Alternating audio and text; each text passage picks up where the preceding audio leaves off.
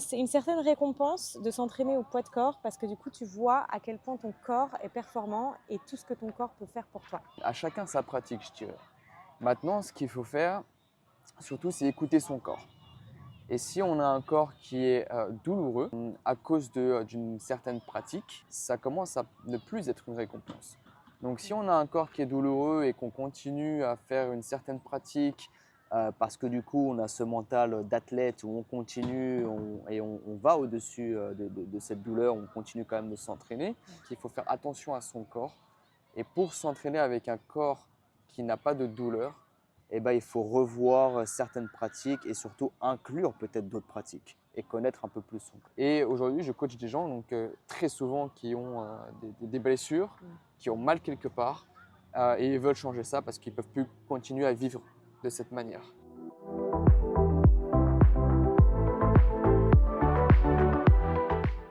Bonjour à toutes et à tous et bienvenue sur le podcast Fly with Mel.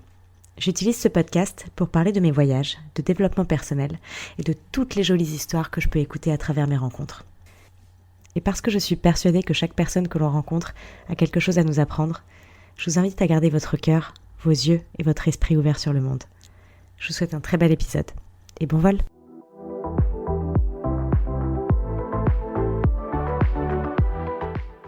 Bonjour à toutes et à tous. Hello Alex. Bonjour Mel.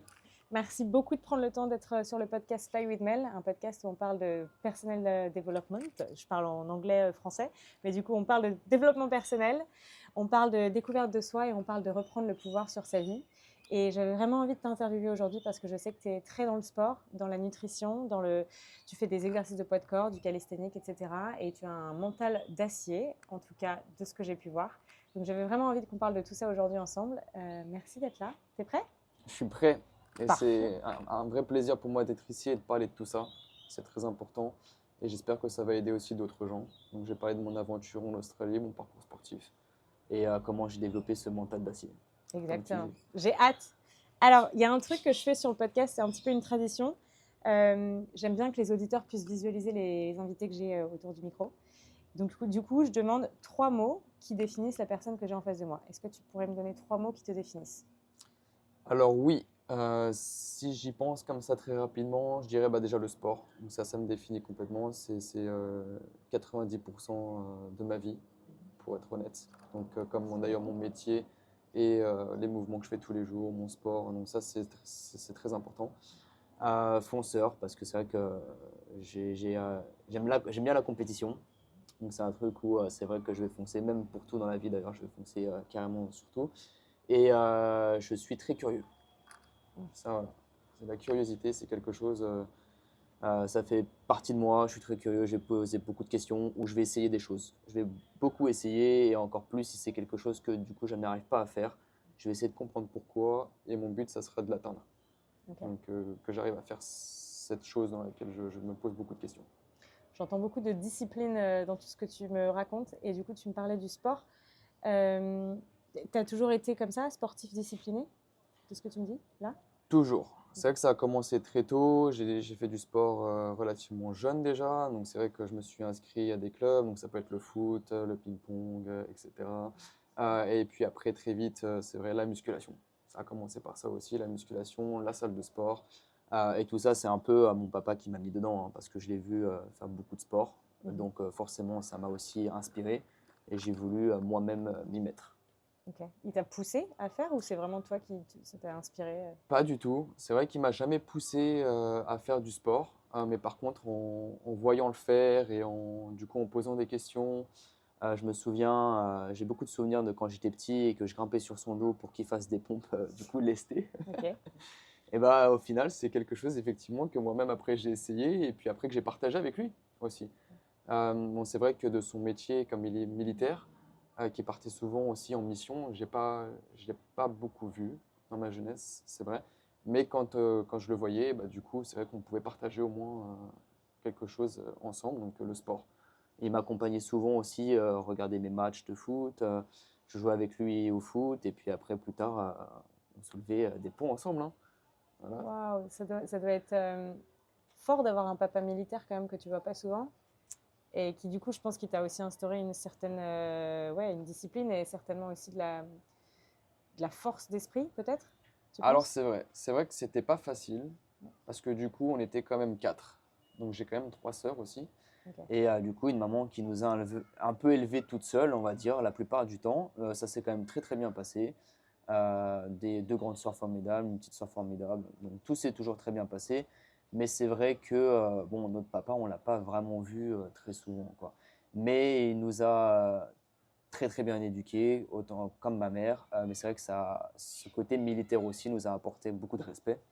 Ça, c'est très important, le respect. Et, euh, et se forger un mental aussi. C'est ça aussi. C'est clair. Waouh, je savais pas tout ça de ta vie, tu vois. C'est ça le truc que j'aime bien en Australie, c'est que je rencontre beaucoup de monde. J'aime bien rencontrer les gens un peu un par un et vraiment aller avec des questions un peu profondes sur la vie pour les rencontrer plus précisément. Donc ça me fait plaisir que tu partages ça. C'est fou et ça fait complètement sens avec la personne que je vois en général en face de moi quand je te vois. Très fonceur, très actif, très t'y vas et tu t'en fiches en fait. Si tu as décidé de faire quelque chose, t'y vas. Et ça me fait penser à l'Australie d'ailleurs. Pourquoi tu es venu ici? Alors l'Australie, du coup dans mon parcours, j'ai aussi été diplômé coach sportif En avec le France? BPGEPS en France, Ok. à G2F, c'est ça. J'avais commencé par STAPS. Finalement, STAPS ça a été un petit peu compliqué parce que je voulais vraiment devenir coach sportif et au final le parcours STAPS c'était vraiment très poussé et je ne voyais pas l'utilité de faire 5 ans ou finir ma licence pour juste devenir coach sportif, même si ça m'aurait apporté effectivement beaucoup de connaissances, mais ouais. Là, j'étais un petit peu, c'était un petit peu mon côté feignant. Donc, une fois que j'ai été diplômé, j'ai travaillé dans une très très belle salle de sport à Paris, très luxueuse, et qui veut dire aussi beaucoup de clients qui viennent de partout. Donc, l'anglais, c'était pas mon fort. Ah, Et j'avais au bout d'un moment, j'ai développé ce besoin aussi de voyager et de me dire, voilà, maintenant, Alex, tu es coach sportif, tu veux aussi aider tout le monde, et même s'il y a cette langue pardon, qui te bloque, il va falloir que tu fasses quelque chose. Donc avec un ami avec qui je m'entraînais d'ailleurs aussi à la salle, on est partis ensemble. Donc c'est là où l'expérience, l'aventure australienne a commencé. vous êtes venus ensemble en Australie, c'était il y a combien de temps? C'était en 2017. Donc, mais on est arrivé à en même année, Je suis je arrivé, pense. T'es arrivé quel mois? je suis arrivé en septembre Ouais, 2017. je suis arrivée en octobre 2017. Je crois que c'est ça. Waouh, ok. Et du coup, cet ami-là, il est encore là, présent aujourd'hui, ou il est reparti en Cet France? ami est reparti en France. Ok, Donc il n'est plus là, il est reparti en France début Covid, début de la pandémie. ok. Et donc, toi, ton objectif, c'était d'apprendre l'anglais, d'être mieux en anglais. Tu avais d'autres objectifs en venant ici ou tu es vraiment venu en mode je viens, j'explore et je vois ce qui m'arrive? Alors je suis vraiment venu avec l'idée de rester minimum un an. Ça c'était quelque chose que je voulais faire, être loin de chez moi, apprendre l'anglais et de voir où la vie me mène. Exactement. Ok. Et ça t'a amené à 6 ans plus tard, ici. Tu peux, Ici me... c'est vrai. tu peux nous raconter un peu le parcours, qu'est-ce qui s'est passé? Comment ça se fait que ça fait 6 ans alors que c'était originalement un an? Alors je vais expliquer tout ça. Oui, Et c'est vrai que c'est pas facile. Alors on arrive effectivement et on a, je pense, des étoiles dans les yeux, on est un peu bouleversé par ce qui nous arrive.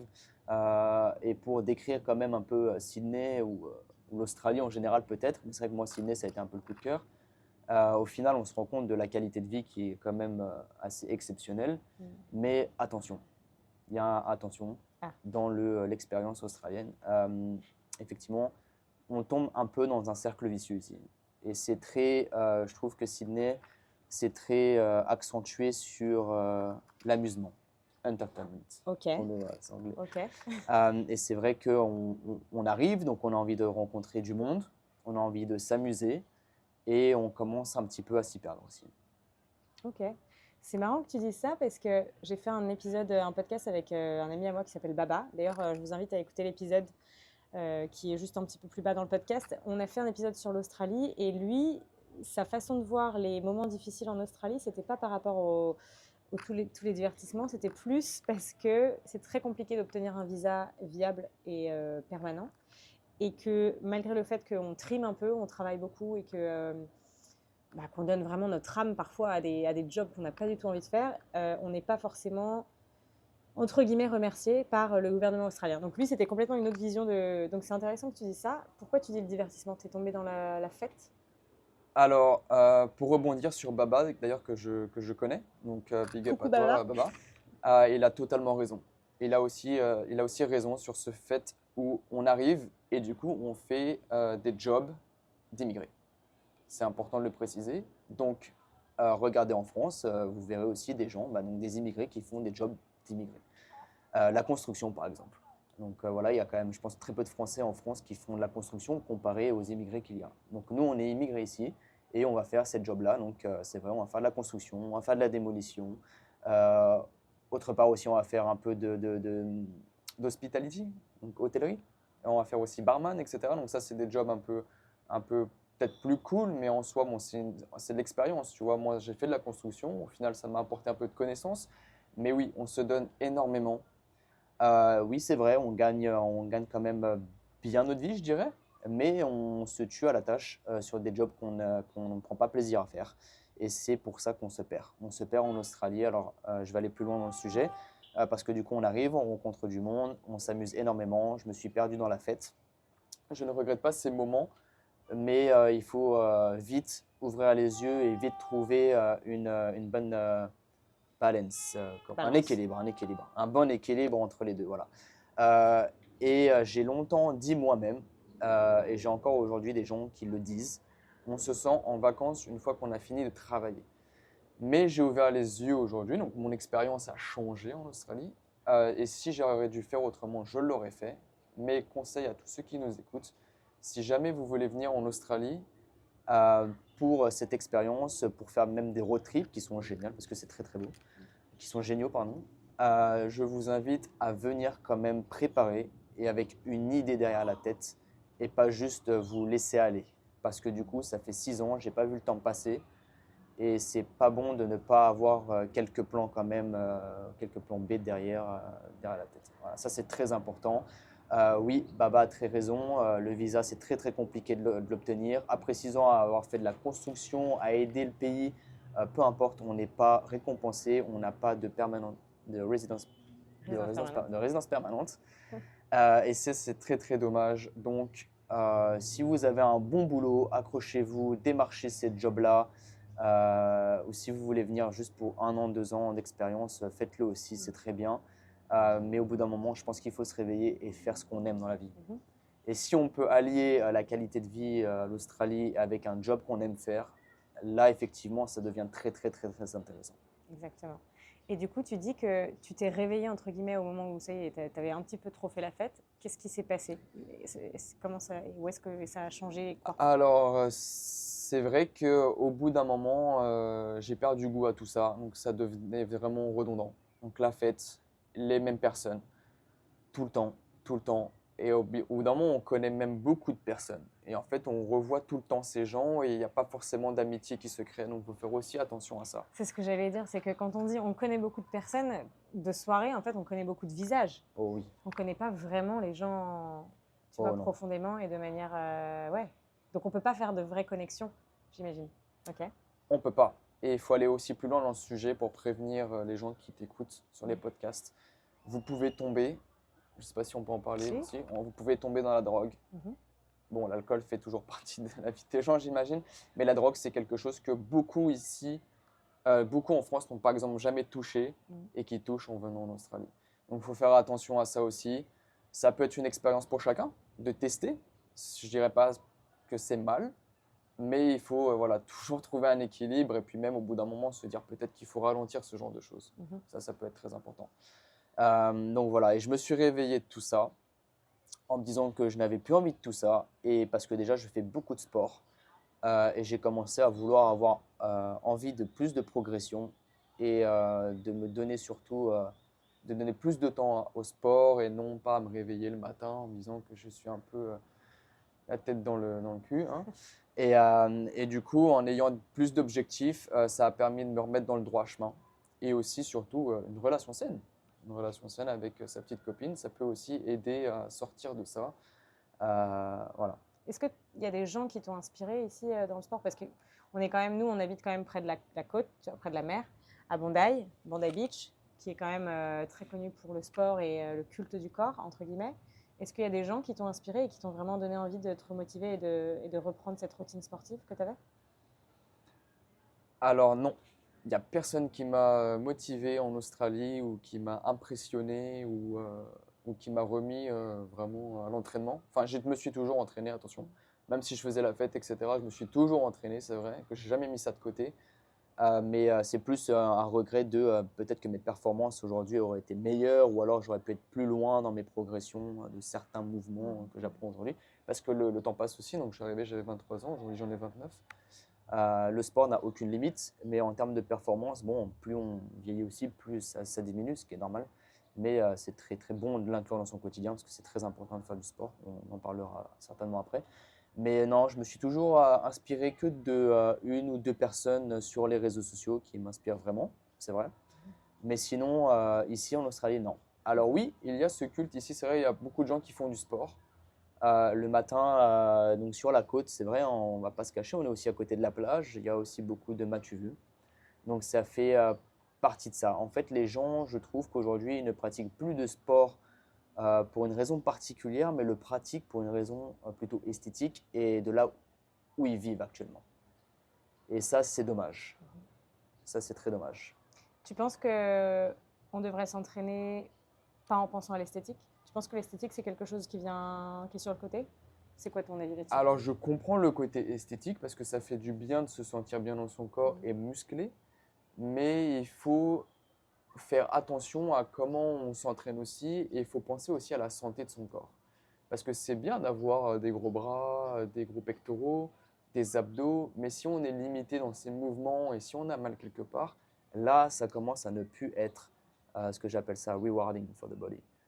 Donc, ce n'est plus une récompense pour le corps, exactement. Et ça, c'est donc là vraiment, ça devient juste esthétique. Ça peut même en devenir une maladie pour certains. Et du coup, c'est vraiment, moi je dis, pour là où ils vivent et là où ils veulent se montrer et pour en jouer aussi certainement pour aller draguer l'une ou draguer l'un. Je ne dis pas. Oui, et je pense on a tous un peu touché à ça, c'est-à-dire tomber dans le côté « Ah ouais, j'ai envie d'avoir des abdos, j'ai envie d'avoir un bon fessier, je parle pour les femmes, j'ai envie d'avoir… etc. etc. » Maintenant, les hommes aussi veulent un bon fessier. Oui, voilà. Ah, oh, ok. Mais je pense que c'est super important ce que tu dis parce que je pense qu'à partir du moment où tu es dans le sport depuis un bon moment, dans l'industrie, tu as plein de facettes différentes auxquelles tu peux être exposé.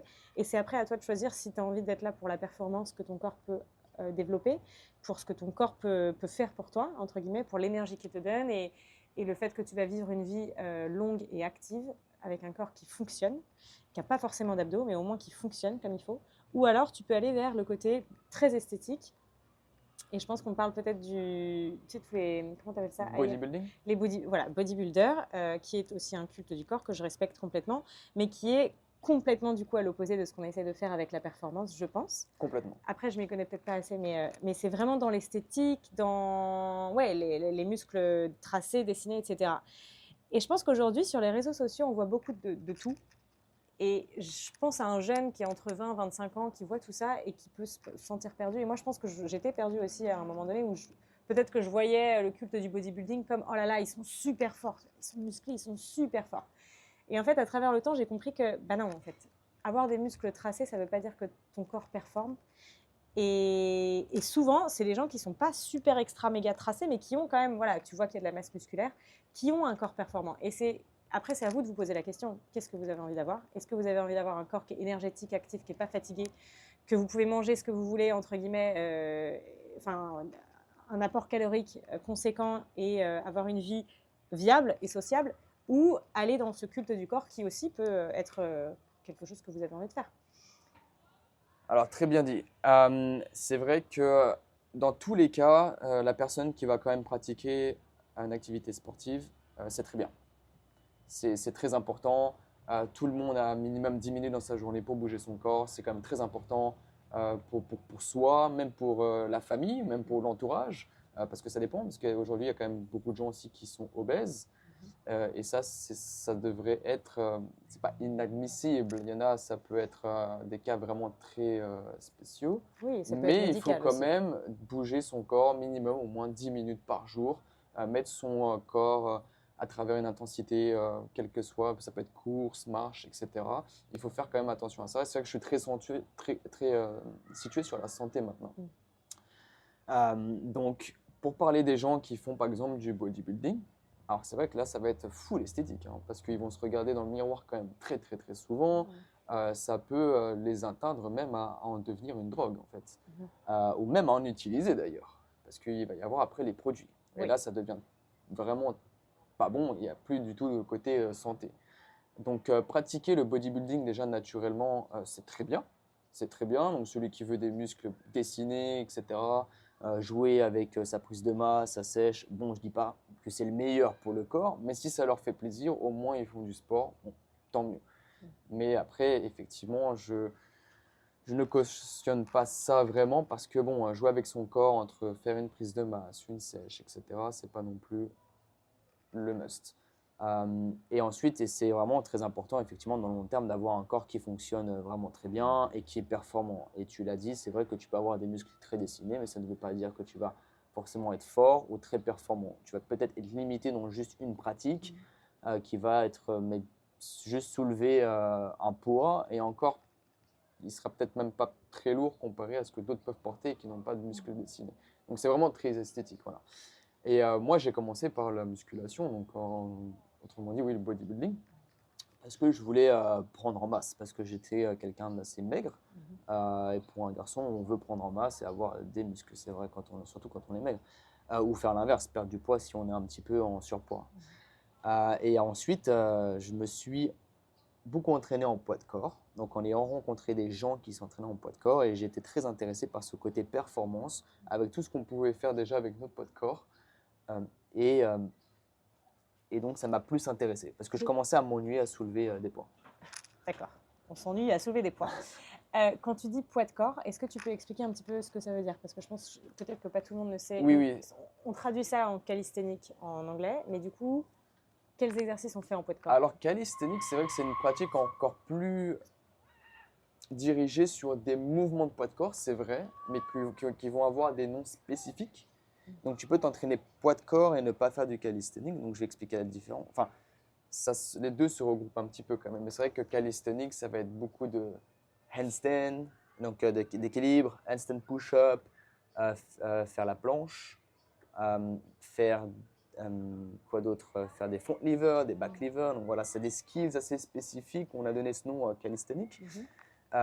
Après, le poids de corps, en général, oui, c'est du calisthénique où tu vas juste faire des tractions. Donc, tu vas utiliser le poids de ton corps pour effectivement te soulever. Tu peux faire des squats au poids de corps. Tu peux faire aussi des fentes au poids de corps, donc des abdos au poids de corps. C'est ça le poids de corps. Voilà. Tu peux faire des burpees, tu peux faire… C'est tout ce qui est des mouvements, on va dire des exercices que tu peux faire normalement avec le poids, avec des poids, mais tu ne le fais pas avec des poids, tu fais avec ton corps, tout simplement. Exactement, et ce qui te donne aussi la possibilité de le faire partout où tu veux. Ça, c'est très important. C'est la beauté du poids de corps. Et tu peux te challenger avec le poids de corps en faisant des pompes, ou des tractions, ou des squats, de la manière dont tu le souhaites aussi. Peut-être en termes de volume, ça fait beaucoup de répétitions. Tu peux aussi ajouter à ça des EMOM, donc ce qu'ils utilisent par exemple au CrossFit. Ça va être un départ sur toutes les minutes. Un circuit. Donc EMOM, c'est Every Minute on the Minute. Donc ça veut dire que tu peux sélectionner 3-4 exercices et ensuite démarrer sur toutes les minutes et faire 10 reps chacun par exemple. Et c'est assez poussé, c'est assez cardio aussi. C'est un peu comme le HIIT ou pas du tout? C'est un peu comme le HIIT, ça se rapproche aussi.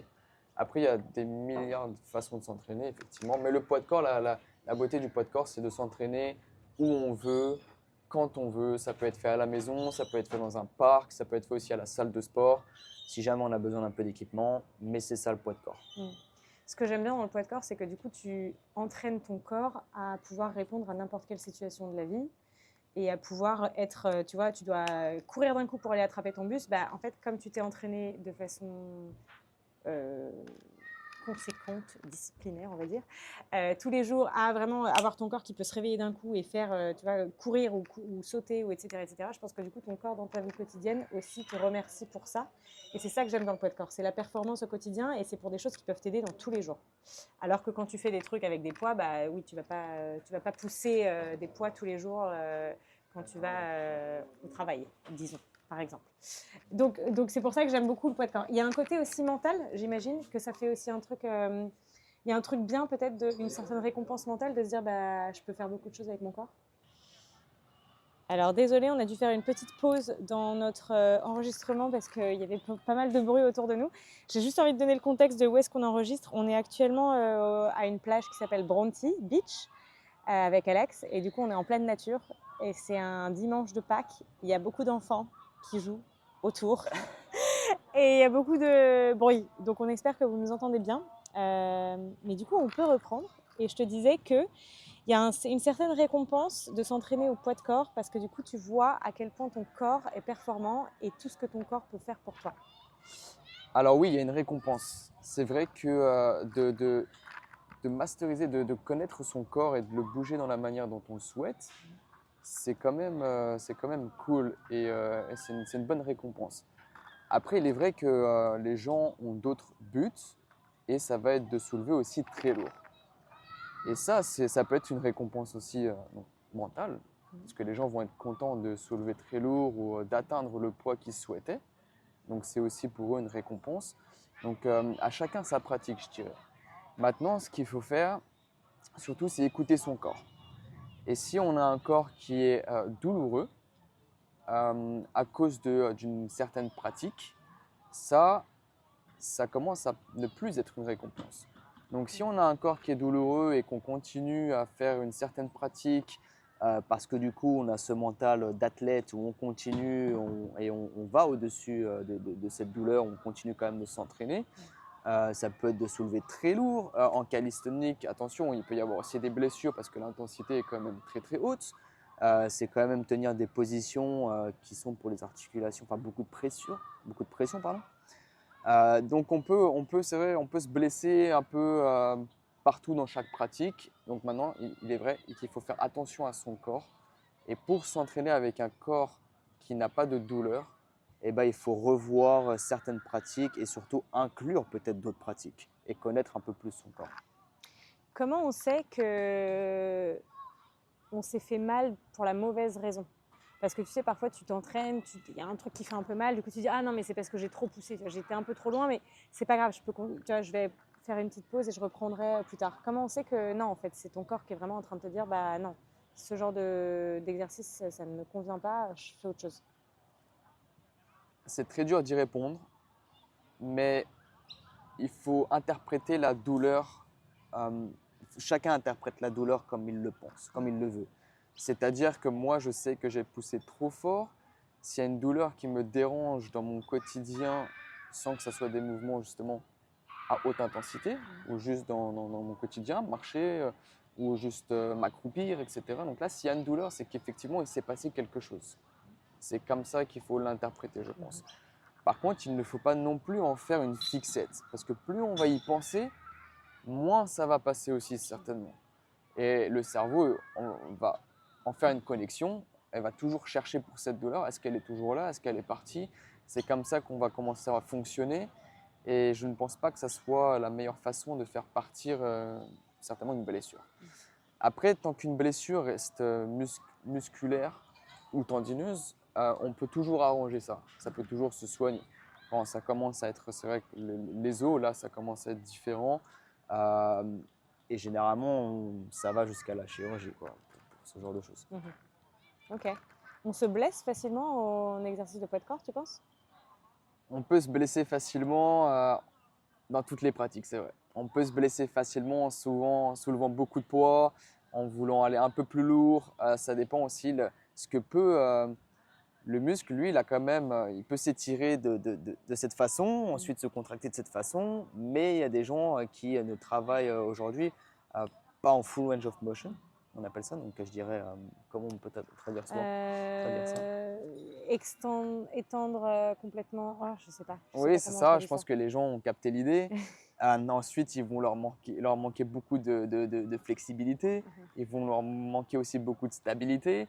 Et donc, et ça, quand on oublie d'intégrer ça, dans tous les mouvements qu'on peut faire, donc peut-être poids de corps ou en soulevant des poids ou toute autre pratique, on peut se blesser facilement, très facilement. Tu viens de parler de flexibilité, je pense que c'est un sujet que j'ai vraiment envie d'évoquer avec toi parce que je sais qu'aujourd'hui, tu apprends à des gens à devenir de plus en plus flexibles, c'est devenu un truc qui fait partie de ta pratique. Et moi, j'ai découvert la flexibilité ou mobilité il y a quelques années maintenant grâce à une amie qu'on a en commun d'ailleurs. Et je trouve ça génial parce que du coup, tu te rends encore plus compte de ce que ton corps est capable et j'ai l'impression que tu développes des choses pour ton corps pour le long terme, pour aussi quand tu seras plus âgé, etc. Et c'est quelque chose qu'on ne nous apprend pas, j'ai l'impression. C'est pas un truc que moi on m'a jamais dit, il faut que tu sois flexible, il faut que faut que ta mobilité du corps, elle soit bien pour que tu puisses avoir tes articulations qui fonctionnent, par exemple. On m'a toujours dit, ouais, alors ça, c'est des gens qui sont flexibles, c'est les gens qui font de la gymnastique ou les contorsionnistes. Les trucs, tu vois, que tu vois sur Patrick Sébastien le samedi soir avec les gens qui se foutent dans tous les sens et tu dis, ah ouais, c'est parce que c'est des gens qui font de la gym, quoi. Mais on m'a jamais dit, c'est un truc important à avoir et c'est un truc que tout le monde peut développer de façon différente, bien évidemment. Est-ce que tu peux nous en parler un peu? Alors oui, et c'est très intéressant parce qu'effectivement maintenant donc, je suis coach toujours, mais en ligne. Et donc j'apprends aux gens comment travailler sa flexibilité. Et la mobilité, bon, la mobilité, on en parle beaucoup aujourd'hui, c'est vrai que ça devient populaire, mais c'est la façon dont comment bouger ses articulations, comment on peut bouger ses hanches, comment on peut bouger ses épaules, etc. Mais ce qui est très important aussi, effectivement, c'est la flexibilité. Alors pourquoi maintenant aujourd'hui j'apprends ça aux gens? Parce que ça m'a moi aussi sauvé d'une douleur que j'avais au dos, en bas du dos. Certainement aussi parce que je faisais beaucoup de construction au début d'Australie, j'ai fait du déménagement, je faisais aussi mon sport. Donc tout ça, c'était une, comment dire, Une accumulation de choses. Voilà, j'allais dire une recipe, une recette pour se blesser. Voilà, il y avait rien de bon pour mon corps et j'ai négligé ça pendant tellement longtemps. Donc il y avait absolument rien de bon. Et aujourd'hui, je fais tout pour que mon corps aille mieux et puis que je puisse m'entraîner sur le long terme. C'est très important, tu l'as dit tout à l'heure, sur le long terme. Je veux maintenir ça sur le long terme, donc sur toute ma vie. Et je veux être à 60, 70 ans, 80, en très bonne santé, avec un corps flexible et mobile. Et ça, c'est très important, je pense. Et je n'ai plus envie de voir juste le bout de mon nez dans 2 ans. C'est vrai que j'étais très sur la performance. Il y a encore juste 6 mois, 1 an, où je m'envoyais à fond sur mes séances. Donc du coup, j'étais très sur la performance, sans faire attention à ce que mon corps me disait aussi. Par contre, j'ai adoré. J'ai adoré m'envoyer à fond sur mes séances. Il y avait quand même ce plaisir, donc ça sécrète des hormones, donc c'est hormone du plaisir toujours, dopamine, je ne me trompe pas. Du coup, voilà, maintenant j'ai mis ça de côté parce qu'aujourd'hui j'ai découvert que changer quelque chose, c'est important. Et comme je suis curieux, eh ben, j'ai apporté beaucoup de changements dans ma vie. Donc la flexibilité aussi, qui du coup maintenant j'ai plus mal au dos, donc je pense que ça en grande partie ça a aidé. Comment tu as fait Alors j'ai changé ma façon de m'entraîner. Ouais. J'ai changé ma façon de m'entraîner et j'ai incorporé des exercices qui sont situés sur cette flexibilité. Tu peux nous donner juste un exemple qu'on peut visualiser? Juste par exemple, un exemple d'exercice. D'exercice. Alors un exercice que j'aime beaucoup, c'est le good morning. Ok. Voilà. Donc s'il est fait avec une très très bonne forme, effectivement, tu le sens sur toute ta jambe, hein, donc du tendon d'Achille jusqu'à même ton bas du dos. Donc ça dépend des personnes, ils vont peut-être le plus sentir à un endroit. Toi, tu vas le sentir à cet endroit, moi certainement à cet endroit, mais voilà, ça va t'étirer vraiment les ischio-jambiers, c'est ce qui est ciblé. Et quoi d'autre aussi? Alors j'adore le Yushu Bounce, donc ça, je ne sais pas si vous connaissez, mais je vous invite à taper sur Google ou YouTube. Ce qui est très intéressant aussi, toujours pour les ischio-jambiers. Donc c'est vrai que les ischio-jambiers, chez beaucoup de personnes, ça va être le muscle le plus stiff, le plus serré, quoi. Voilà, le moins flexible quoi, du corps. Et ce qui peut justement apporter cette douleur en bas du dos, pour ceux qui ont en bas du dos. Voilà. Après, c'est autre chose si c'est le haut du dos ou en milieu, ça c'est notre partie à travailler où il faut justement devenir un peu plus flexible aussi là. Qu'est-ce que tu dis aux gens que tu coaches qui trouvent ça ennuyant? Et là, j'ai l'impression de parler pour moi quand j'ai commencé tout ce qui était mobilité, flexibilité, mais je trouvais ça chiant, quoi, parce que c'est... Alors, j'ai pas du tout envie de dire que c'est chiant parce que ça ne l'est pas. Et en fait, quand vous vous rendez compte de la façon dont votre corps devient de plus en plus flexible, c'est assez incroyable. Mais ouais, c'est des mouvements quand même parfois lents qui demandent beaucoup de discipline. Donc, ça veut dire que même si c'est 5 minutes par jour, tu dois faire au moins les 5 minutes par jour à vraiment étendre ton corps de la façon dont il faut. Qu'est-ce que tu leur dis à ces gens-là? Alors, c'est marrant parce qu'on en a parlé effectivement il n'y a pas longtemps. Du coup, ça c'est ce qu'on a chez nous les êtres humains. C'est tout ce qui est difficile pour nous, on a tendance à l'éviter. On ne veut pas le faire. Par contre, tout ce qui est super simple, alors là, c'est vrai que on y va à fond et il n'y a même plus de limite en fait. Voilà. Faire la fête, boire, fumer. Fumer, c'est très dur d'arrêter, donc les gens ne le font pas pour ceux qui fument, tu vois, par exemple. Tout ce qui demande un peu d'énergie, il faut le faire et très, très mental, les gens ne le font pas.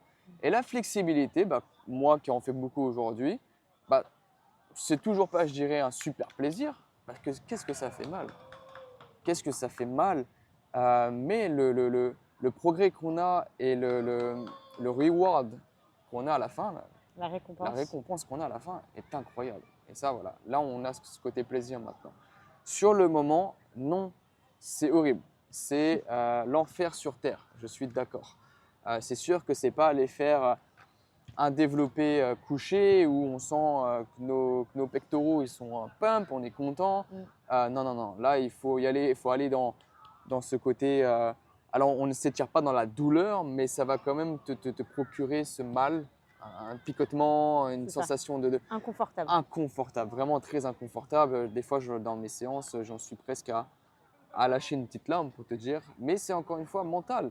Et aujourd'hui, je coach des gens donc, très souvent qui ont des blessures, qui ont mal quelque part et ils veulent changer ça parce qu'ils ne peuvent plus continuer à vivre de cette manière. Mais la seule façon de leur expliquer ça, c'est que voilà, ils vont devoir passer par là et ils n'ont pas le choix. On n'est plus sur de la muscu pure. Maintenant, il faut faire quelque chose de différent. Et il y a des gens qui acceptent le changement, qui y vont à fond. Donc en fait, je peux aider tout le monde qui veut être aidé. Ouais, qui Voilà. sont OK de changer. C'est ça. Et ça rejoint ce que sur le mental, il faut accepter d'être inconfortable avec l'inconfortable. Il faut accepter d'être confortable avec l'inconfortable. Exactement. Et ça me fait penser à... Moi, je fais beaucoup de bains glacés. Donc je pense que les gens me connaissent pas mal pour ça. Je fais beaucoup de bains d'eau froide ou de douches froides, etc. Et j'adore. Et j'ai appris à être confortable avec l'inconfortable. Et une fois, j'ai emmené une copine avec moi pour le faire et qui m'a dit, qui est sortie tout de suite et qui m'a dit non mais c'est horrible, tu vois, ça fait mal, ça pique, ça brûle la peau, etc. Pourquoi tu fais ça? Et là, je l'ai regardé et je lui ai dit, mais en fait, c'est parce que ça te fait mal et que ça te pique que tu arrêtes. C'est exactement à ce moment-là que tu dois continuer. Parce que c'est quand tu outrepasses la douleur que tu arrives à un next level, tu vois, à un niveau supérieur dans ta vie et à un niveau supérieur aussi mental. Et je pense que c'est pareil, certainement pour la mobilité, la flexibilité, mais pour n'importe quoi dans ta vie. Je pense qu'à partir du moment où tu acceptes de faire face à de la douleur ou à quelque chose qui est inconfortable et que tu outrepasses ça, t'arrives à. J'ai l'impression que c'est comme dans Mario, je sais pas, mais tu débloques un niveau, quoi. Tu vois, tu as un truc. C'est bon, en fait, je sais que je peux le faire, je sais ce que ça fait, je connais la douleur, mais je peux aller outre. Exactement. C'est tout à fait ça. Donc, il faut se lancer. Il ne faut pas avoir peur du changement non plus parce que c'est très difficile de discuter avec quelqu'un qui pratique encore une fois la musculation et de lui dire qu'il faut qu'il change du jour au lendemain et qu'il fasse ça maintenant. Et alors là, il va y avoir un milliard de questions qui va arriver dans sa tête. Est-ce que je vais perdre? Voilà, c'est ça la première question. Du muscle. Okay. Est-ce que je vais perdre du muscle? Est-ce que je vais maigrir? Est-ce que ma masse musculaire va partir? Qu'est-ce qui va se passer? Oh là là. Mais il ne va pas aller se poser des questions. Est-ce que ça va être bon pour moi? Pourquoi je n'essayerai pas? Peut-être que ça serait très bien pour moi. Peut-être que ça va m'aider même à retourner sur soulever des poids en meilleure santé, une santé physique, de comment on bouge son corps et à améliorer ses performances. Donc c'est un grand plus au final. Les gens ont peur du changement aussi. Mais ça rejoint ce qu'on disait tout à l'heure sur l'esthétique. C'est qu'on est encore très focalisé sur le côté esthétique, le côté m'as-tu vu, voilà. Le côté j'ai envie que les gens ils me voient, qu'ils me regardent et qu'ils sachent que je fais du fitness par exemple. Tu vois ce que je veux dire? J'ai l'impression qu'il y a un peu ce truc-là qui est tout le temps ancré, qui est genre non mais de toute façon elle a des abdos, elle est super forte, tu vois. Alors que parfois non, tu vois. Parfois moi je sais très bien que j'ai des gens que je connais qui ont des abdos, qui sont très forts à la salle pour pousser des poids, mais je vais leur dire vas-y cours après ton bus là et qui vont être essoufflés. Tu vois ce que je veux dire? Et c'est ce truc-là que j'aimerais qu'on change parce qu'en fait, l'esthétique pour moi ne veut pas dire performance. Je pense que c'est ça le truc. Ah vraiment? Ah vraiment? Et je suis aujourd'hui, je dirais même énervé de ça. T'as l'air très énervé là. tu as tout dit, les gens vont chercher que l'esthétique, mais non, ça ne veut pas dire qu'ils sont forts mentalement, ça ne veut pas dire qu'ils sont forts physiquement, ça ne veut rien dire du tout. Ça veut juste dire qu'il a des abdos, ou qu'elle a des abdos, qu'elle a de bonnes fesses, que lui, il a de bons pecs, mais ça ne veut rien dire. Au-delà de ça, derrière, il n'y a peut-être rien en fait. Parfois, c'est la génétique. Parfois, c'est oui, il pousse très bien à Ouais. la salle, mais il n'y a pas ce côté holistique de pratique sportive où vraiment tu pratiques le sport pour que ton corps soit performant. Tu Voilà. pratiques, voilà, parfois c'est la pratique sportive. C'est comme les mecs que je vois à la salle qui se tuent aux stéroïdes ou les trucs comme ça, tu vois, Oh et mon qui Dieu. peuvent pas. Enfin, tu vois, le mec, je vais lui dire, bah, vas-y, cours sur la plage, vas-y, cours un 100 mètres, et le mec, il va être essoufflé, Ah bah quoi. déjà, il va faire une crise Impossible, tu cardiaque vois. parce qu'avec les produits, il augmente ses… Voilà, tu vois. Mais en fait, et j'ai envie, du coup, ça m'amène au sujet dont j'avais envie de parler avec toi par rapport à la nutrition. Parce que du coup, tu as ces gens-là qui parfois ne mangent pas leur apport calorique nécessaire à leur corps, pour le bon fonctionnement de leur corps, mais mangent un apport calorique nécessaire à la bonne esthétique. Donc pour moi, il y a deux choses différentes ici. Et c'est là où parfois ton corps te crie qu'il est fatigué, ton corps te crie qu'il y a un truc qui ne va pas, ton corps te crie que, j'espère qu'on m'entend, on m'entend, Oui, oui. on a bougé le micro. Mais ton corps te montre que, tu vois, pour moi, quelqu'un qui se lève le matin fatigué, ça veut déjà dire qu'il y a ton corps qui est en train de te dire quelque chose. Tu n'es pas censé te réveiller fatigué. Soit c'est parce que tu n'as pas assez dormi, soit c'est parce que tu n'as pas assez mangé la veille, tu t'es pas assez hydraté. Il y a plein de facteurs différents. Et quand on est dans l'optique de l'esthétisme constant, souvent on se sous-alimente, on prend des produits qui ne font pas du bien au corps sur le long terme. Notamment, je pense à des trucs qui peuvent atteindre les reins quand on ne s'hydrate pas assez. Enfin, il y a énormément de choses. Et du coup, après, je pense que le choix, il est à faire. Enfin, c'est vous qui faites le choix. Est-ce que vous avez envie d'avoir un corps bien beau, beau dans le sens musculairement parlant, il y a de la masse musculaire, mais qui performe sur le long terme?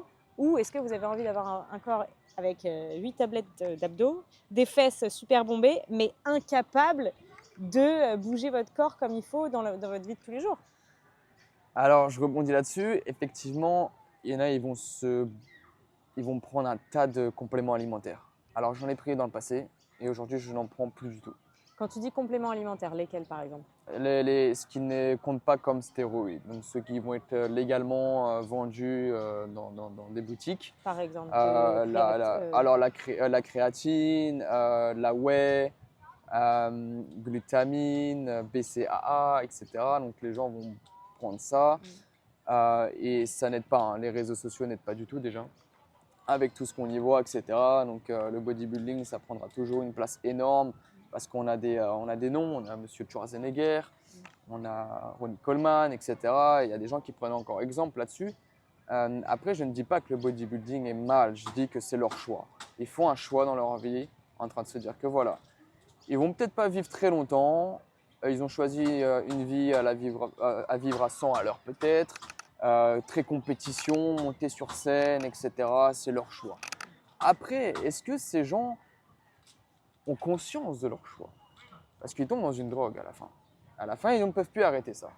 Donc là, c'est comparé à quelqu'un qui prend une drogue très forte, mais qui n'arrive pas à s'enlever de ça, malheureusement. Parce que le physique va prendre tellement de place chez eux que dans leur tête, ils vont devenir presque fous et malades si, ils perdent un petit peu en muscle. Ensuite, est-ce que c'est une vie aussi, effectivement, de se réveiller et de se dire tous les jours, j'ai un régime alimentaire à suivre, je dois prendre en masse, je dois sécher. Est-ce que c'est une vie de se dire que je vais manger 6 fois par jour? Le temps que tu perds à manger 6 fois par jour, déjà à t'installer à ta table, cuisiner, etc., c'est un temps monstre. Est-ce que c'est facile à tenir sur le long terme de manger 6 fois par jour? Non, pas du tout. C'est impossible. Et le corps, il n'aime pas ça du tout. Donc encore une fois, c'est un choix. Au bout d'un moment, on peut avoir d'excellentes performances, progression, en ayant un bon, comment dire, en étant sain, très sain. Mais ça, c'est sûr, à 100% en fait. Donc c'est vrai que les professionnels aujourd'hui qui vivent de leur sport ont un coach depuis très longtemps. Donc généralement, les vrais professionnels qui sont connus ou qui en vivent de leur sport, ils ont commencé très jeunes. Donc ça, c'est un fait. Et ils ont toujours été coachés. Et ils ont toujours eu les meilleurs, certainement, coachs ou les meilleurs services derrière qui allaient avec. Et croyez-moi que dans leur training, ils ont de tout. Stabilité, flexibilité, force, etc. Donc ça, voilà. Nous, on est monsieur tout le monde, madame tout le monde. Et donc, du coup, c'est vrai qu'on se situe sur que ce qu'on veut voir et sur le physique. Parce que voilà, on est à la plage et on veut être beau, on veut être belle. Mais à côté, c'est vrai que le corps, s'il n'est pas fonctionnel, non, ça sert à rien. Et je pense qu'il y a aussi le côté relation mentale, relation sociale. Parce que, évidemment, quand tu as un régime alimentaire très strict, tu te coupes du monde. Oh mon Dieu. Donc mentalement, c'est très difficile aussi. Et je pense que les gens ne s'en rendent pas forcément compte, mais ça peut t'emmener dans une spirale très négative. Tu peux avoir vraiment des pensées négatives, tu peux avoir des moments très difficiles. Et plus tu te coupes du monde et tu te distances de tes proches, plus tu vas être seul. Est-ce que c'est ça la vie que tu veux? Une vie où tu es seul mais tu as un beau corps, un beau physique d'athlète? Est-ce que tu penses vraiment que sur le long terme, ça va t'apporter du bonheur?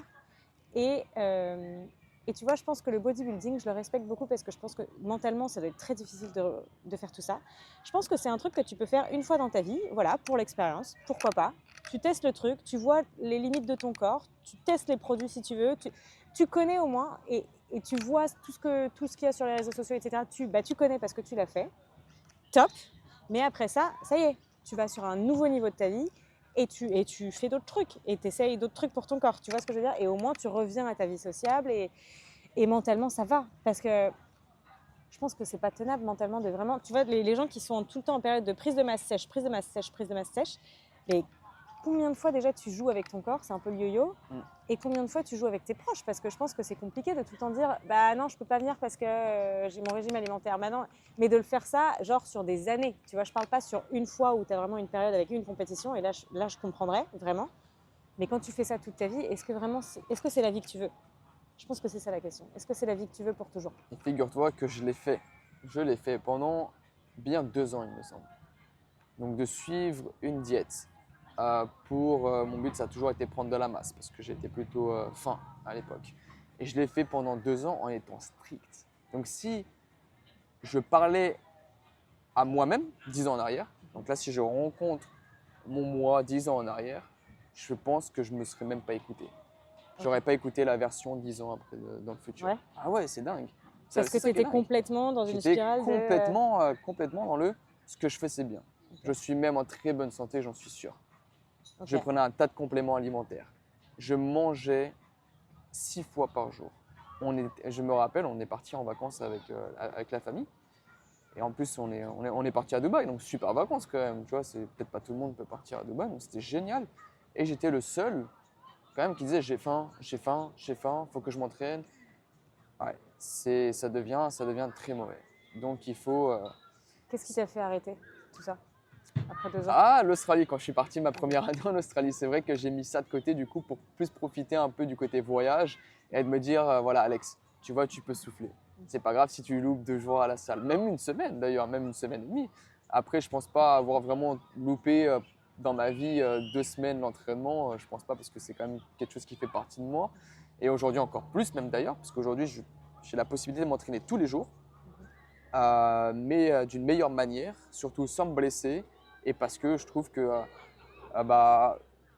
de 10 à 1 heure à 1 heure et demie, peu importe le temps qu'on a, c'est important de bouger tous les jours son corps. Ne pas juste faire des mouvements du quotidien sans réfléchir, mais de faire des mouvements quotidiens en utilisant notre tête, en utilisant nos muscles. Donc voilà. Mais avant, c'est vrai que j'étais là, loupé 2 jours, je pouvais demander à mon ex-petite copine, est-ce que j'ai perdu? Oh là là, mon Dieu! Ça part dans un truc, ouais, ça devient très nocif. Et narcissique. Et narcissique. Et pas pour les bonnes raisons, puisque, enfin, ouais, du coup, tu t'entraînes, etc., pas pour les bonnes raisons, puisque ça devient que sur le culte de ton corps, etc., etc. Mais je veux juste rebondir sur un truc que tu as dit, c'est OK de ne pas s'entraîner pendant 1 semaine et demie, 2 semaines. En fait, je pense que c'est complètement OK. Même moi, j'ai été comme toi aussi, j'ai eu cette période où j'étais la fille qui était tout le temps sur le cardio, il faut absolument que je brûle des calories, il faut tout le temps que je bouge, et il faut que je fasse ça tous les jours, et si je pars en vacances, il faut... Et puis un jour, je suis partie en vacances pendant 2 semaines et j'avais aucune possibilité d'aller à la salle de sport. Je pouvais marcher, donc j'explorais, je sais plus où j'étais, mais on explorait, on faisait, voilà, on bougeait, etc. Et en fait, je suis rentrée, j'ai perdu genre, je sais pas, 2 ou 3 kilos. Tu vois. Juste parce qu'en fait, mon corps allait bien, juste parce que mon corps était, voilà, j'ai perdu du muscle, certainement, j'en sais rien ce que j'ai perdu. J'ai perdu du poids, mais mon corps était bien, tu vois, j'étais relaxée, j'étais pas fatiguée, j'étais énergétique en rentrant et j'ai pu reprendre mon training, mes entraînements correctement après ça. Et c'est là où j'ai compris qu'en fait, c'est pas le nombre de fois où tu t'entraînes, c'est la façon dont tu t'entraînes. Et s'entraîner, ça ne veut pas simplement dire aller à la salle et pousser des poids. Ça veut aussi dire aller marcher pendant, tu vois, faire plusieurs kilomètres de marche à explorer la ville quand tu es en voyage quelque part. C'est ça aussi s'entraîner. Je pense que c'est juste bouger ton corps. À partir du moment où ton corps bouge, où tu n'es pas juste assis sur ta chaise toute ta journée et tu vas faire juste une marche, c'est ça déjà, s'entraîner. T'entraînes ton cœur, t'entraînes ta tête, t'entraînes ton corps. C'est ça, s'entraîner. C'est vrai, c'est vrai. Mais je vais rajouter aussi que c'est vrai que du coup, tu soulèves aussi beaucoup de poids à la salle de Oui. sport. Voilà. Et il se moque de moi, Alex. Et que je soulève des poids.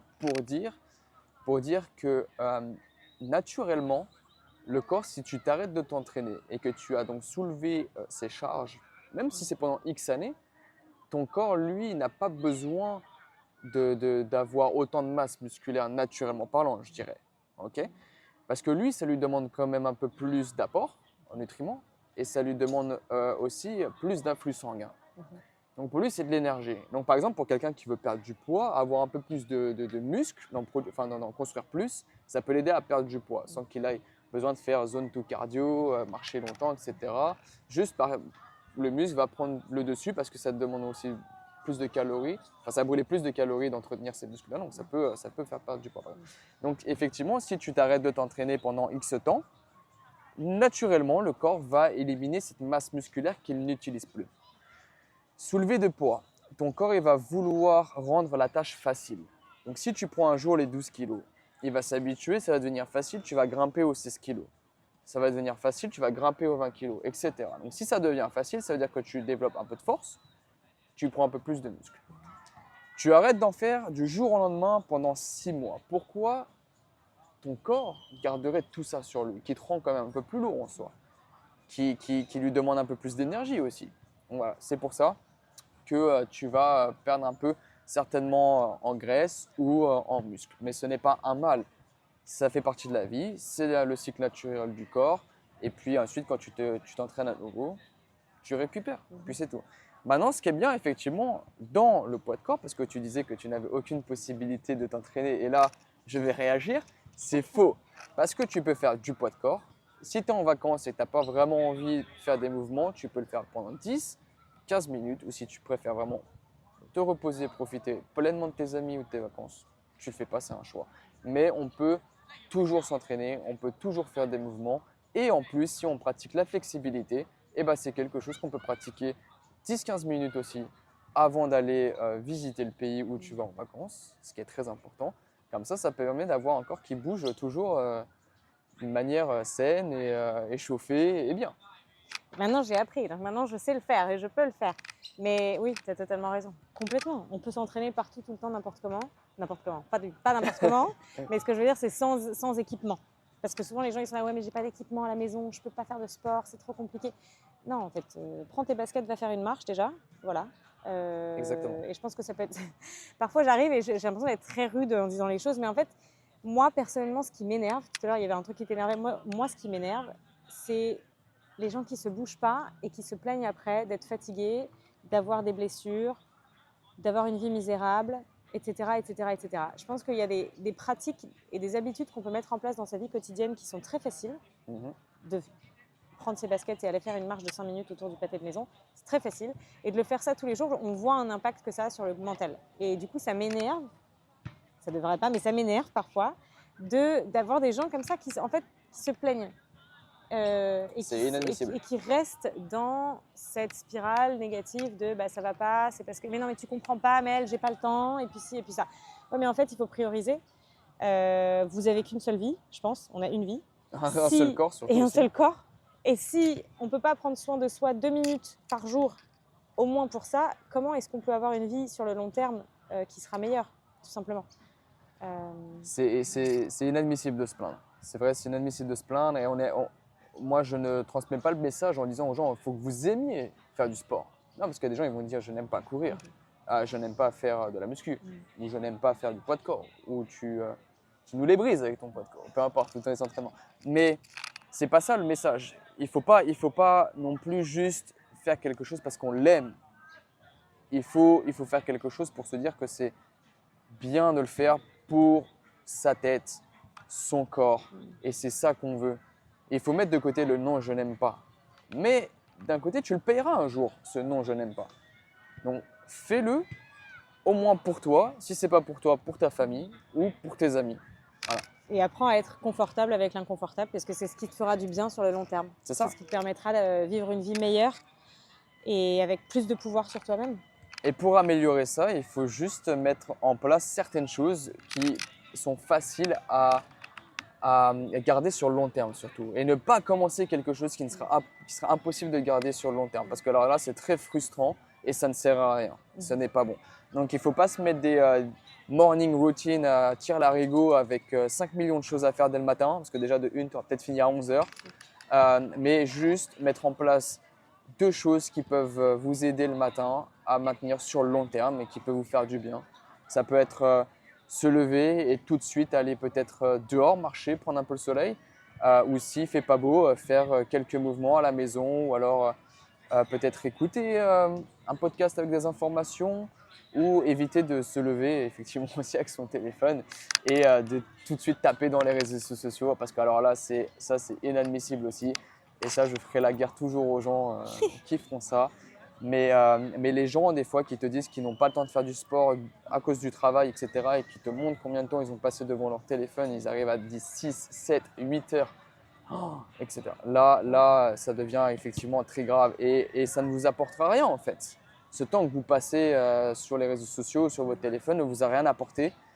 Mais dire je n'aime pas faire des mouvements, mais si vous faites des mouvements, ça va vous apporter quelque chose. Donc ça, c'est très intéressant. Mais Maintenant, non, mais, ouais. pour la nutrition. Ouais. Aussi d'ailleurs, je vous en parle et je vais vous partager mon expérience parce que ça fait du coup 2 semaines aujourd'hui, donc c'est bien d'en parler. Peut-être que si j'ai l'occasion un jour de refaire un podcast avec Mel, ça sera encore plus loin dans le temps. Mais j'ai commencé un jeûne intermittent qui aujourd'hui m'apporte beaucoup de bénéfices. Voilà. Donc j'avais peur de perdre du poids parce que je suis quand même quelqu'un déjà de faim. Mais quand j'ai commencé, j'ai pas eu cette peur d'un côté parce que je me suis dit je le fais pour ma santé encore une fois et j'accepte le changement. Je mangeais, j'ai toujours quand même maintenu cette alimentation dans ma journée où je mangeais 3 fois par jour, donc le petit déjeuner, le lunch et le dîner. Et j'avais aussi quelques snacks dans ma journée. Comment tu définis le jeûne intermittent exactement? Alors je le définis, moi je fais, c'est quoi la question Qu'est-ce que ça veut dire jeûne intermittent? Ah oui, jeûne intermittent. En fait, on va dire que je me restreins de manger. Tu diminues le temps où tu peux manger dans ta journée. C'est peut-être plutôt ça? Non, je l'allonge. Tu l'allonges. Tu diminues. Non. Alors, ok. Par exemple, avant tu prenais petit déjeuner, déjeuner, dîner. Aujourd'hui, c'est quoi? Tu as 2 repas? Voilà. Ok. Et aujourd'hui, donc j'ai 2 repas. Donc, Donc- par exemple, avant, j'avais plutôt le petit déjeuner. Ouais, mais là, tu as diminué du coup ta fenêtre où tu peux manger dans ta journée. Tu vois ce que je veux dire? En fait, Oui. voilà. Ok. Tu commences ton premier repas de la journée, il est à midi, C'est ça. et ton dernier repas, il est à 20 heures, 20 par heures. exemple. Voilà. Et après Mais après, j'ai augmenté ma. oui, Voilà. la fenêtre où tu ne manges pas. Où je ne mange pas, c'est ça. Où tu fastes, où tu jeûnes. Oui. C'est ça le jeûne intermittent. Exactement. Donc en gros, c'est que de midi à 20 heures, tu peux manger. Et normalement, tu manges quand tu veux, ce que tu veux. Toi, tu as décidé de faire 2 repas, très bien. Et après, la fenêtre de jeûne, elle est de 20 heures jusqu'au lendemain midi. Donc ça fait Exactement. c'est combien de 16 heures à peu près. Ok. Donc ce qui est très connu aujourd'hui, c'est le 8-16 heures. Voilà. Donc Ok. par exemple, midi, ensuite je mangerai que 8 heures après, donc 20 heures, et après tu remanges que le lendemain, C'est midi ou 13 heures. Exactement. Après, il ne faut pas non plus être super strict, il ne faut pas non plus en faire une religion. On a quand même une vie sociale, donc ça ne peut pas toujours arriver à 16 heures là, etc. Ou peut-être qu'on va s'accorder un snack, parce que du coup, voilà, si Mel elle me dit un jour, bah viens, on va manger un açaï ou peu importe, je ne peux pas dire, ah non, je fais mon jeûne intermittent. Mais qu'est-ce que m'a apporté le jeûne intermittent aujourd'hui? Donc les 4 premiers jours, c'est vrai que j'ai eu faim le matin, parce que je savais que je me levais tout de suite et je prenais mon petit déjeuner. Donc j'avais faim, mais je contrôlais ça en me disant que bah, je fais un jeûne intermittent, donc c'est normal, et je savais que j'allais avoir faim. Et puis, passé ces 4 premiers jours-là, j'ai commencé à ne plus avoir faim. Ok. Donc ça, c'est bien. Ensuite, je n'ai pas perdu de poids. Donc ça, c'est très important aussi de le dire. Et je n'ai pas perdu non plus en masse musculaire. Donc, et je n'ai pas non plus fait une fixette là-dessus. Mais ce que moi, j'avais plus peur, c'était plus ma force à l'entraînement, alors qu'au final, je l'ai gardée. Donc, si je garde une force ou même je m'améliore, ça veut dire que mon corps, il est là, il est présent, que mes muscles sont là aussi, ils répondent bien. Donc, ça m'a apporté quoi? Les bénéfices sont les suivants. Je suis plus concentré au travail, j'ai plus d'énergie dès le matin. Avant, je prenais mon petit déjeuner. Qu'est-ce qui se passait? J'étais déjà fatigué. Des fois, je pouvais même aller me recoucher limite. Ok. Ah ouais. Alors que je suis quelqu'un qui se lève tôt, je dors quand même plutôt bien. Je fais mes 7-8 heures. Mais des fois, après mon petit-déj, j'avais déjà envie d'aller dormir. Mais tu sais que c'est aussi, ça dépend de ce que tu mets dans ta bouche au petit-déj, tu vois. Certainement. Parfois, ça te donne un pic d'insuline et c'est ça qui te donne envie de la fatigue, en fait. Certainement. Et en plus de ça, des fois, juste après le petit-déj, que je pouvais faire, je pouvais aller directement aux toilettes aussi. Tu vois. Donc c'est peut-être Très que le glamour. transit, peut-être Très que le glamour transit, sur le podcast. le transit te dit quelque chose au final. Et donc tout ça a changé. Donc j'ai plus d'énergie parce que déjà l'énergie que je n'utilise pas à digérer ma nourriture, je l'utilise autrement et ça se sent, ça se voit. Donc voilà, je n'ai plus faim. Quoi d'autre? Par contre, je me fais des bons repas, effectivement. Je me fais des bons repas et ça me force aussi à manger des bonnes choses et non pas peut-être de la nourriture transformée à tire larigot que je quand même mangeais beaucoup avant. Je dirais que j'étais vraiment pas très sur l'alimentation. Je mangeais un petit peu ce que je voulais. Ouais. Maintenant, bon voilà, Mais c'est normal, je pense que c'est normal. oui, c'est normal. Mais maintenant, c'est vrai que mes repas sont très bons avec des très bons produits. Et ça me plaît comme ça, c'est très bien. Et je m'accorde toujours un petit plaisir si je veux à mon lunch ou à mon dîner. Ou par exemple, hier, voilà, je suis allé chez des amis. Donc j'ai mangé des petits snacks, ce qu'il y avait, et j'ai coupé mon fast d'un côté. Mais voilà, sur 2 semaines, j'ai plutôt bien tenu mon fast. Et comme je compte le maintenir à vie, ça ne m'embête pas de temps en temps de couper ça. Après, effectivement, on peut aller plus loin dans le fasting. Donc sur le jeûne intermittent, on peut aller jusqu'à 24 heures, 36 heures, 48 heures sans manger. Donc ça a d'autres effets bénéfiques. Mais ça, à le faire, je pense, je ne l'ai pas encore expérimenté moi-même, mais c'est vrai que la semaine prochaine, je vise le 24 heures. Donc un repas dans la journée et attendre le lendemain. Mais si on veut se lancer sur le 48 heures, 72 heures, ça je dirais peut-être trouver un bon moment pour le faire. Donc une fois tous les 3 mois, une fois tous les 6 mois pour essayer. Et apprendre à le faire, parce qu'il y a des façons Et différentes. certainement apprendre à le faire. Donc voilà, on pourra en parler plus tard. Je trouve ça génial. Bravo de le faire. Bravo parce que c'est pour faire du bien à ton corps. Et ça fait extrêmement du bien à mon corps. Exactement. Moi, j'ai commencé le jeûne intermittent aussi, ça fait déjà 1 ou 2 ans de ça. Mais du coup, pas de la même manière que toi. Et c'est pour ça que j'ai envie de donner aussi mon expérience. Parce que pour les femmes qui nous écoutent, il y a les hormones qui rentrent en jeu aussi. Et du coup, nous, si on a faim le matin, parfois on ne peut pas pallier cette faim-là. C'est normal. C'est nos hormones qui jouent et on a besoin de quelque chose. Donc moi, je fais un jeûne intermittent entre 12 et 14 heures de fenêtre de tir, comparé à Alex qui a 16 heures où il jeûne. Moi, j'ai entre 12 et 14 heures. Et pourquoi je dis 12 et 14 heures? Parce que, exactement comme il a dit, c'est-à-dire que moi, j'ai quand même ma vie sociable. J'ai quand même une vie qui change tous les jours. J'ai quand même, j'ai pas envie de me restreindre à manger que à certaines heures. Parce que, comme tu l'as dit, Alex, c'est pas une religion. C'est aussi, ça fait partie de ta vie et ça fait partie de ton lifestyle.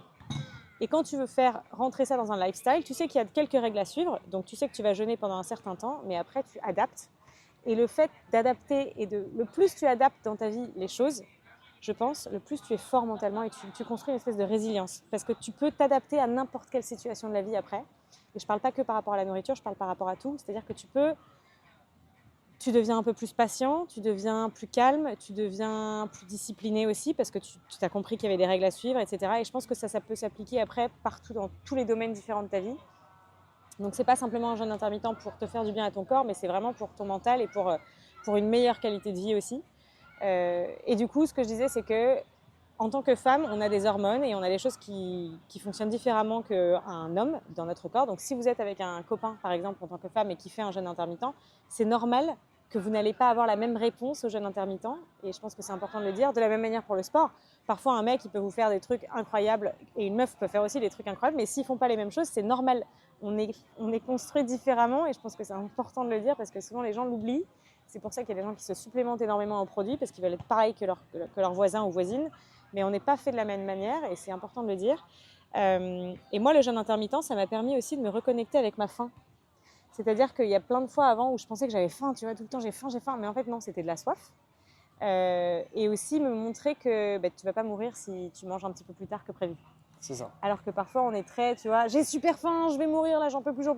Et apprendre à patienter et faire patienter sa faim, ça nous fait comprendre que non, ça va bien se passer. Et parfois, tu savoures encore mieux aussi tes repas quand tu attends. Oh oui.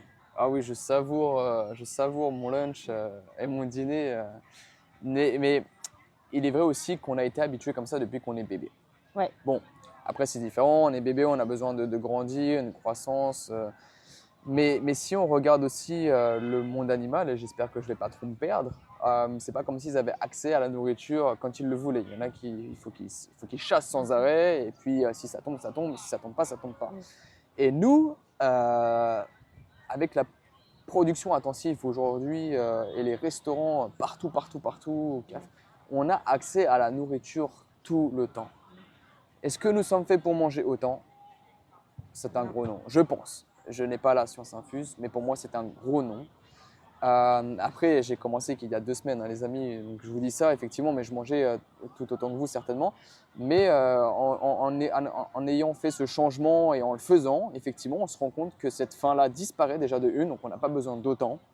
Et c'est pas bon d'avoir accès à autant de nourriture comme ça quand on veut, en fait. On peut manger vraiment quand on veut. Et je ne pense pas que nos ancêtres, il y a très longtemps, avaient accès à autant de nourriture qu'aujourd'hui. Et ils survivaient. Ces gens-là survivaient, ils mangeaient beaucoup moins que nous, et puis ils allaient certainement très bien. Alors les gens, ils vont répondre, oui, mais Alex, on vit aussi plus longtemps aujourd'hui. Alors ça, il y a la médecine qui joue, il y a la science qui joue. Aujourd'hui, il y a des médicaments, il y a des vaccins, il y a de la chirurgie pour nous sauver s'il se passe quelque chose. Attention, moi, je ne suis pas pour les médicaments. Je n'en prends jamais.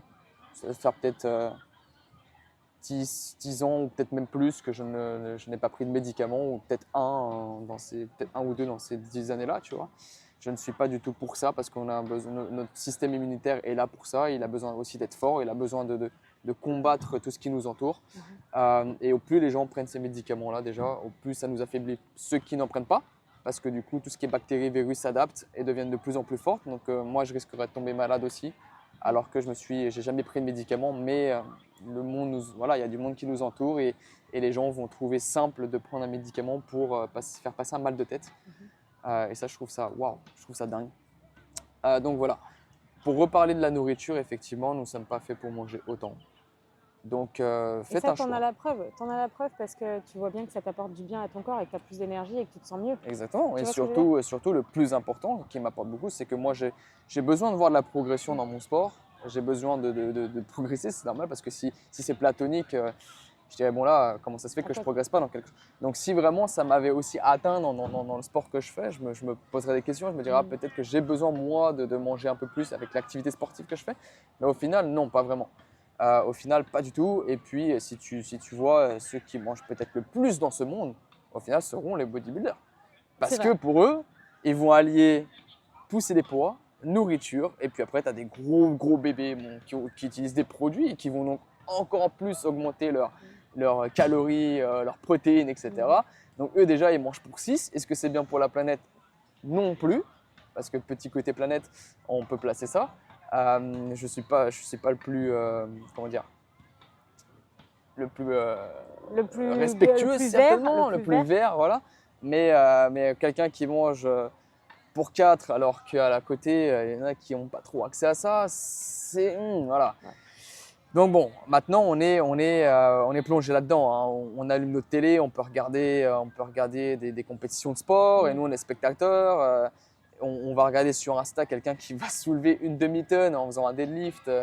On va être là, oh waouh, donc pour les spectateurs c'est super bien, pour celui qui le fait, l'athlète, oh là là, gros danger déjà, gros danger. Bon, mais c'est pas grave, parce que nous on va l'applaudir, donc c'est à double facette. Et pour lui il va être content parce que nous on va l'applaudir, puis il va être connu pour ça. Mais derrière il joue le jeu, il va certainement perdre, mais voilà, il aura joué, peut-être qu'il sera content et heureux comme ça dans sa vie aussi. Mais voilà, il faut faire attention. Donc oui, c'est ceux qui consomment beaucoup plus de nourriture vont être ceux qui vont pousser des poids. Exactement. Et je dirais que la meilleure étude que vous pouvez entendre, c'est celle que vous faites sur vous-même. Je pense que tous les corps sont faits différemment. Il y a plein d'études scientifiques sur plein de régimes différents, sur plein de façons de manger, sur plein de façons de faire de sport, etc. C'est ça. Mais je pense que la meilleure étude que vous pouvez avoir, c'est celle que vous faites sur vous-même. Et pour la faire, il va falloir apprendre à faire des choses différemment, à accepter le changement et à accepter… À accepter le changement, c'est le meilleur, parce que les gens aujourd'hui n'acceptent pas le changement, ils ont du mal avec le changement. Donc il faut faire et être curieux. Être curieux aussi. Être très curieux. Mais je pense que les gens n'acceptent pas le changement parce que ça veut aussi dire un changement d'identité. Tu vois ce que je veux dire? C'est que parfois, tu ne veux pas changer parce que tu n'as pas envie que ton identité change. Par exemple, tu es la personne bodybuildée, ok? si tu commences à changer, tu as gagné plein de prix, tu as été vraiment sur les podiums, etc., et tu commences à changer et tu deviens une personne qui fait du yoga. Ça veut dire que tu acceptes de changer complètement ton identité. Ça veut dire qu'il va falloir que tu acceptes le regard des autres sur toi. Il va falloir que tu acceptes que tous les gens qui étaient fans de toi pendant ton bodybuilding, d'un coup, ils vont devoir faire du yoga. Il va falloir que tu acceptes la critique. Tu vois ce que je veux dire? Je pense que c'est pour ça que le changement est difficile. Mais pour n'importe quoi. On parle de sport aujourd'hui, mais pour n'importe quel truc. Alors, tu es en train de dire que le changement peut être difficile à cause de la vie des autres personnes. Pas que la vie. Parce que si tu as envie de changer, la vie des autres, mais aussi la vie que toi, tu vas avoir sur toi-même. Parce que ça veut dire que tu as quand même vécu des années à te dire « Ok, je suis une bodybuildeuse, j'ai ce mental, je suis comme ça et c'est comme ça qu'on fait quand on est… » Tu vois ce que je veux dire?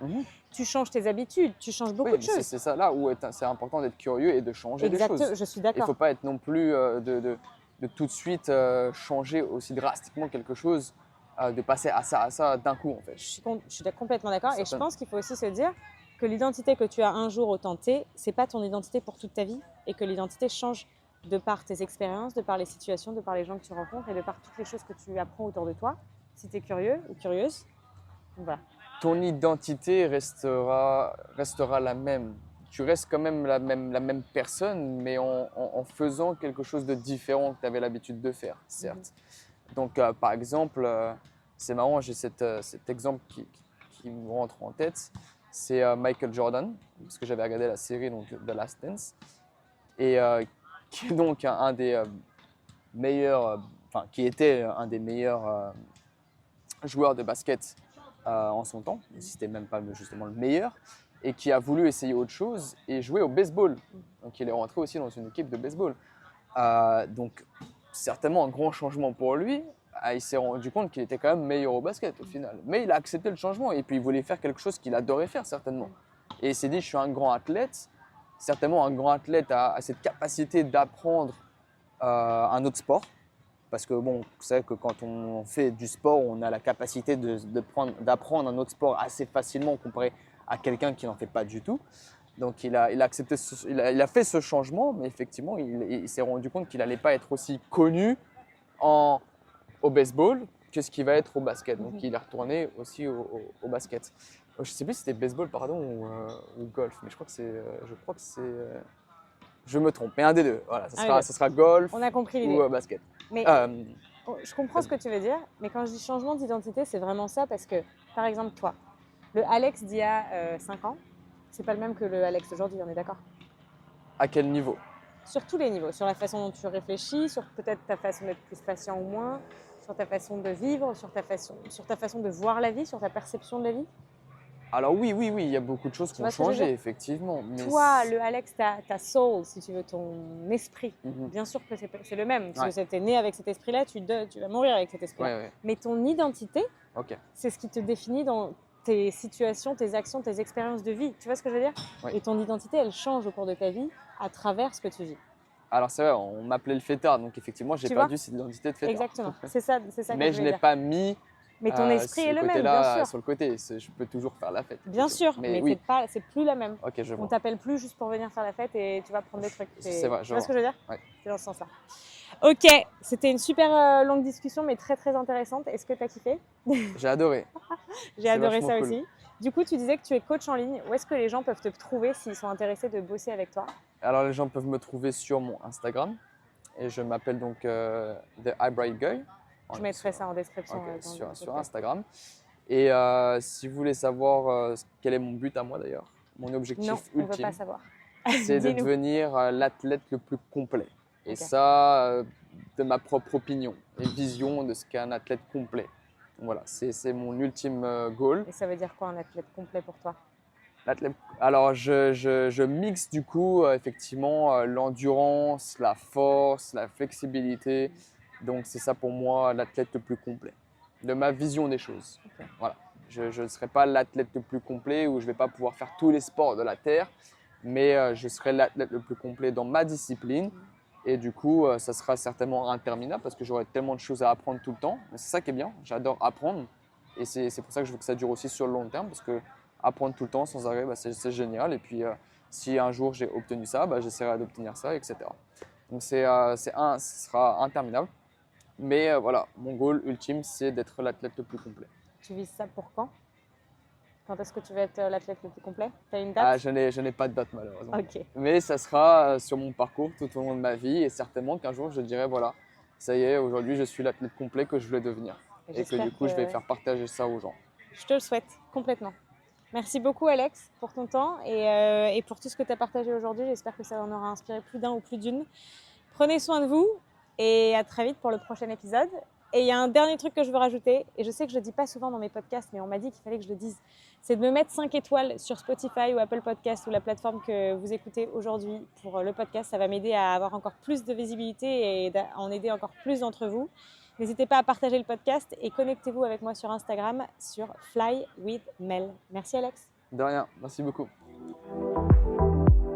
Si vous avez aimé cet épisode, n'hésitez pas à le partager avec quelqu'un qui aurait besoin d'entendre ces mots. Vous pouvez également me donner un énorme coup de pouce en vous abonnant à ma chaîne ou en laissant un commentaire sous ce podcast. Je suis super ouverte au retour et ça m'aide vraiment beaucoup d'avoir vos feedbacks. Ça me permettra d'améliorer cette chaîne et de faire grandir encore plus ce podcast au maximum. Et puis si vous avez envie d'en découvrir un petit peu plus sur mon travail, n'hésitez pas à suivre mon compte Instagram Fly with Mel. Et moi je vous dis à bientôt pour un nouvel épisode.